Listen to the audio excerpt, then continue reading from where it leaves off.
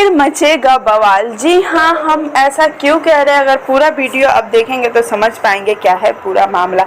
आप सभी को बता दूं कि जब लॉकडाउन लगा था तो पवन सिंह जी का एक गाना आया था जिस गाने का नाम था मीठा मीठा बरसे कमरिया।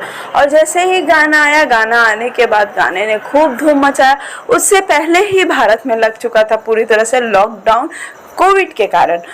तो बता दूं कि उससे पहले पवन सिंह पहुंचे थे अपनी पत्नी ज्योति सिंह से मिलने, और वो बहुत सारी फोटो उस समय शेयर हुई थी पवन सिंह ज्योति सिंह की, और काफ़ी खुशी का माहौल था। आप सभी को याद होगा कि नरेंद्र मोदी जी ने हमें दीपक जलाने को कहा था, और वही दीपक जलाते हुए पवन सिंह और ज्योति सिंह ने फोटो शेयर किया था। उसके बाद पवन सिंह जी का गाना आया मीठा मीठा बरसे कमरिया। उसके बाद से ही लोग यह कहने लगे कि कहीं ना कहीं पवन सिंह के फैंस ये कहने लगे कि कहीं ना कहीं पवन सिंह और ज्योति सिंह के रिश्ते में दरार आ गई।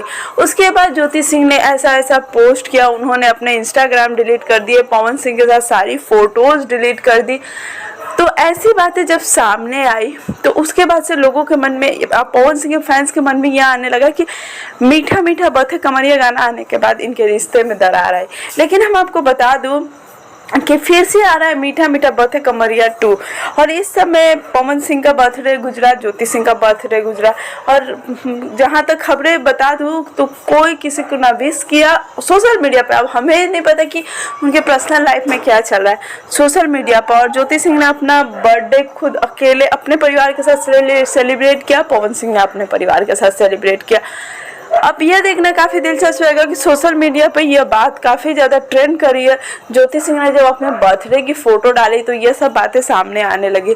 तो क्या फिर से जब मीठा मीठा बरसे कमरिया 2 आएगा तो ऐसे ही बवाल उत्पन्न होंगे, हमें यह नहीं पता है। लेकिन जैसे ही कोई हमें और जानकारी मिलती है हम आपके लिए न्यूज़ लेकर आएगा। तब तक आप हमारे चैनल को ऐसे ही प्यार देते रहे। उम्मीद करती हूँ वीडियो आपको अच्छा लगा होगा।